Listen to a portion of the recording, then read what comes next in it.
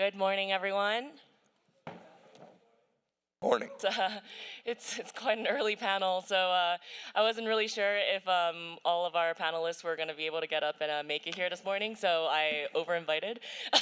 Hence, we have 6 people today. Who said we're here, right? So yeah, maybe we can just like start off with like a round of intros.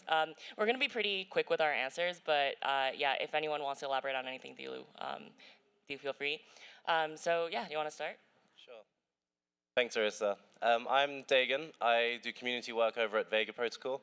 I've been with them for a number of years, and pick up the yellow hoodies in the crowd. Got my own, we're good. My name is Jared Wynn. I am the CEO of Win Solutions, former Senior Vice President at Binance. Hey guys, I'm Jim. I run experiments at Aave.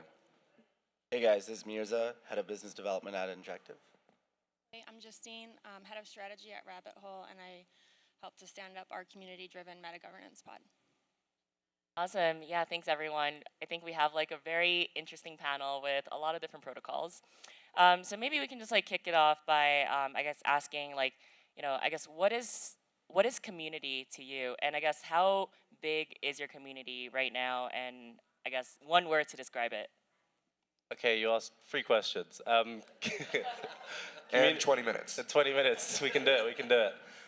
Community are the people that you have deep relations with, and the people that are, like, you have marketing to get people from afar. Community, the people that you bring close, and you help get ownership and live and breathe your project. What was the other 2 questions?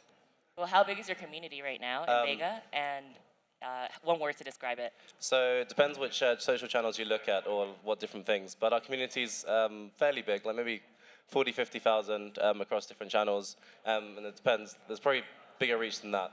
And one word to describe it is vibrant.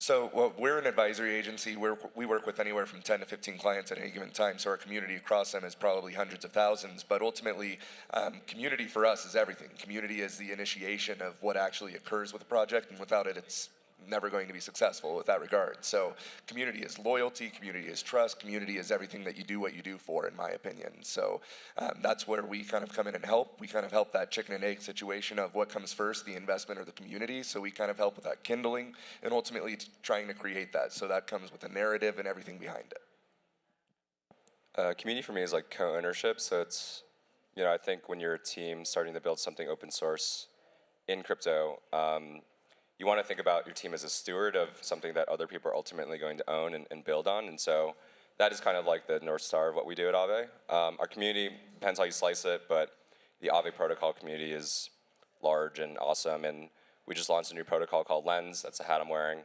which is a social graph protocol. And so that's about 20,000 people in our Discord. How do I describe it? It is collaborative. And we partner with our community in order to push on the open source code that we push out. So definitely very grateful to work with them. Yeah, I think in one word, community is probably the early champions of your project, and there are definitely levels to it. It's not a monolith. A lot of them might be early devs coming on to help you guys and act as an extension of your team. Some of them might just be purchasers of your token and just follow you on Twitter and not do much else. So there's definitely levels to it. I think depending on, again, how you slice it, Injective right now I think it has like 200,000 people across things like Discord and Twitter. So fairly big and growing real fast. In one word, I would say community is adventurous. Awesome. I think the way we think about community at Rabbit Hole is trying to enable our community members to be co-creators with us. So we're not a DAO yet, but we have certain aspects of our business that are community-driven, which is like content and governance. I would say if I had to describe our community in one word, they're very like mission-driven. Awesome. Thanks so much. I mean, I think everything about like, co-creation, collaboration, that is definitely like the essence of community. It's something that, when I'm launching my projects, I definitely care about a lot. Excuse me. I guess like one thing I've heard from a lot of projects and a lot of founders is that it's just really hard to find a good community manager who can really build a culture within a DAO or an organization, a protocol.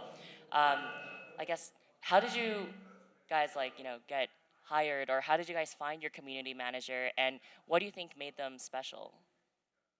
Okay, sure. So, yeah, I'm doing a lot of community work now. I've been building communities in the blockchain space since 2017, but I didn't expect or intend to be doing any of this when I first started. I think a lot of community managers come into their role by accident. It's just someone you need. You're working with a project, you want to help in any way you can, you're doing millions of different things, but the community needs to grow and you need someone that's willing to talk to people, engage with them, and build those relationships. And I always found that I was pretty good at building relationships, and I really quite enjoy talking to people, finding out what they think about the project, and I kind of naturally fell into the role of Vega when I met their team quite early on, and I was building communities. I was actually running conferences myself in the blockchain space, and then they were invited, and yeah, we really meshed from there, and I got really active in their early community, and then joined the team from there. Well, he took most of my answer, but no, exactly what he said. What I found oftentimes, and honestly, the way I first got into cryptocurrency and blockchain was I saw an event and I was so passionate about it, I said, I want to do this for you for free. I'm going to help you however I can. And when you get that level of advocacy and enthusiasm when it comes to subject matter, the loyalty, the dedication, and the passion, everything kind of comes with it naturally. So if you look towards your community and look towards those who are most active, the ones that are most passionate, those are the ones, if they're already working for you for free, imagine what they'll do when they're actually being paid money. So in that regard, that's, in my opinion, the people who are most passionate will do the best work for you. And those are the ones that you want to reward and incentivize to continue doing so. So if anyone wants to do free work, hit me up. Yeah, I would like echo the sentiment that finding a community manager has to come within your community. You can't pull a community manager from another community because they're not just going to be as intrinsically motivated or inspired to do the thing you want to do.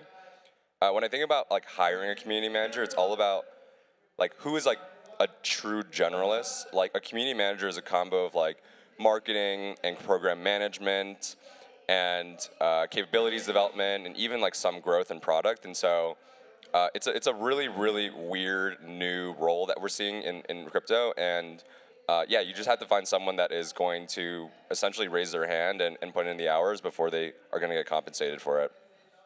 Yeah, I mean, echoing all the sentiments before, the way we found it substantively was we looked at the people answering questions within our Discord or Telegram actively. And then after we saw that for a couple of weeks, we literally reached out to them and promoted them into official roles as community managers and started compensating them. I think that's the best way because you can't hire this role from AngelList or anywhere else because if you try to do it, you're going to end up with someone who's not as dedicated, and if they're not as dedicated, it sort of flows into the rest of the community because the community manager is seen as the champion of the project. So if they're not seen as being like the flag bearers or constantly talking about it, the rest of the community will show that. So you definitely want to make sure you get this thing right because I think a lot of projects will focus a lot on dev talent, but I think it's a pretty underrated career path. Yeah, totally. Just like echoing what everyone else said, like finding the people in the Discord that are already like engaging and answering questions. And then we created like a little squad of like a group that does it together because it's like a 24/7 role. Burnout is real. So being able to like share the load of it and have kind of like a support group for each other has been like really helpful. And to that point, the one thing I want to say is sometimes it's not only about finding the right community person, but how you continue to motivate them. And in that regard, if there's a way for them to otherwise be compensated in token or anything of that, you want them to be equally enthusiastic about the project as it continues to grow. So the best way to kind of foster that in that way, in my opinion, is by giving them that skin in the game, getting them to be passionate about what it is that they're participating in, and giving them more of a reason to be excited with the community as things continue to develop. Yeah, that's such a great question. I mean, great answer. Thank you so much, Sherrod.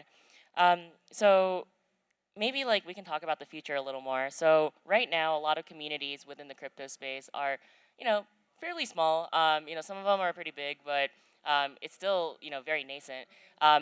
As communities and as the crypto industry grows, what do you think? Like, how do you think Web3 communities will change? And maybe we can start from Justine this time. How do I think the Web3 community, like the broad community, will change? Yeah, like how do you think the way communities are organized currently and governed currently, like will change in the future? Yeah.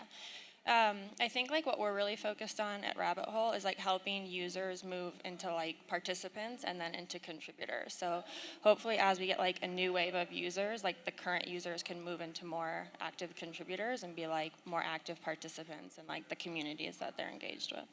That's awesome. It's like, not only is the tech going to become composable, but users are also going to be composable. Yeah, I think it's a transition for every company. At the beginning, I think most community will sort of just be people on Telegram or Discord, just chatting, socializing. As the protocol becomes more decentralized, I think platforms like Snapshot or governance portals like Commonwealth come into play, because then they are actually taking an active role in using the token to govern the protocol itself. So that's sort of the next step up. But every single platform, I think, has to start off, well, most platforms have to start off a bit centralized at the beginning, where they're sort of disorganized and handling things through social media, and over time it becomes more and more decentralized and governed through DAOs or different types of DAO tooling. Yeah, I would agree. If I had to say one word how to be different, I would pick probably like initialization, because everything that initial communities do is kind of communicated by the core team, but as communities feel more empowered as they mature, they should feel ownership over the protocol or the open source project that they're governing, and they should propose and initialize their own proposals and the way that they want to see it go forth, and it should be up to the community to decide whether or not that's a good choice. I have kind of a little bit more unique of a perspective in the way that I see communities evolving over time. Is I see a lot more segmentation with regards to various substacks of communities or subsets in that regard. So, for example, the impact of a KOL, their half-life really staggers over time. They start to become less impactful with what they say, because a lot of people are like, okay, what project do you have the loyalty or the devotion to? And what we've found when creating communities, that the most enthusiasm and the most passion comes from communities that are isolated to culture. So for example, Turkish communities, Vietnamese communities, things of that nature, where we see the greatest impact coming from those cultural bonds, where regardless how much somebody tweets about projects and so forth, the affinity of what that culture is and that bond that somebody has with that is permanent. So we see that really becoming more segmented of different levels of technicalities, different levels of culture, and so forth. Two answers. I know we've got 5 minutes left, so I'll keep it brief. One is the tooling, I think, will change in the future. I don't know if you can have big communities just living on Discord, and as you said earlier, Commonwealth or different other platforms will arise. And two, I agree, I really like the subset and the segmentation, because some early alpha, Vega's launching its ambassador program today, and we've got different teams and different segments of the community that we're trying to grow them up into becoming trusted community leaders, and people that eventually take a lot of the work that the team do and actually become the leaders that own the project and actually help govern it and direct it. So that's a direction we're trying to move more in over the next few months to years, and we'll work. Where do we join that program? Vega.xyz/ambassadors. Plugged. See you there. Congratulations on launching that program. And maybe we can just do one last question before we wrap up. So for everyone who's like sitting here today, if you were to give an advice on starting up a community in Web3 right now, what would be your number one advice? And maybe we can start off with Jimmy. I would build your community before you build your product. And that's kind of a tough thing to say, but your community will tell you what product you want to build. And you can still ship features, and you can still articulate what you want to build, but I would be building in the open far earlier than having something come out in like open beta or something, and you realize that people use it, but no one's really inspired to own it, and then you're not really building crypto at that point. Hire good advisors. No, but really, with the community, I echo that sentiment. The vision is what people adopt, and frequently that's actually what drives the hype, is the vision of what's soon to come. That is really what's going to drive the community. Community is more excited about what's in front of them versus what's actually happening and what they have now. So always get them excited, always put something in front of them, and never give them a reason to feel that something isn't worth waiting for. I'll chip in and say also build a good product, because if your community are rallying around something that eventually crashes and burns, then you've created a community for no reason. So the product is also just as important, but the community, build them early and get people that are real ambassadors and people that will shout along the rooftops about the things that you're building. I mean, I was just going to add that so much of the momentum in Web3 comes from your community, and I think it made a lot of sense when Jim mentioned that you want to really build your community before you build your product, so that by the time your product is out, you have an entire fan base that is really excited for you. I think, yeah, it's just really hard if you make a really good product, but no one is actually using it, and that I think community is just so important for everything in Web3. Maybe just Mirza and then Justine, and then we can wrap it up. Yeah, very quickly, I think give your community members ownership as early as possible. So let's say if you're an NFT project, maybe you do like a quick airdrop. If you're building out a token, if you can initiate the community with an airdrop. If you don't plan on launching your NFT or token soon, at least allow them to contribute to certain ideas or hold certain competitions internally where they feel like they're contributing in shaping your protocol, because that's when your community really starts to build up. Because if there's not much to have ownership over, it's really hard to build a community. I'm so sorry, but that is a really good answer, and I just want to echo, always make them feel like they are earlier than the next person coming in. Yeah, I agree with all of this. We're trying to involve our community as early as possible. I think contributors primarily want two things. It's a sense of belonging and autonomy. And then in the contributor interviews we've done, the third thing that our contributors have said, they chose to work with us because they felt like they understood what Rabbit Hole believed in. And so being clear about your values, I think, is another factor. Wow, so many great answers. So this was a very quick panel. We are wrapping up now, but yeah, thank you so much, everyone, for joining this panel. Hope you guys learned something about communities, and hopefully you guys got inspired to build your own or keep running the ones that you currently are running.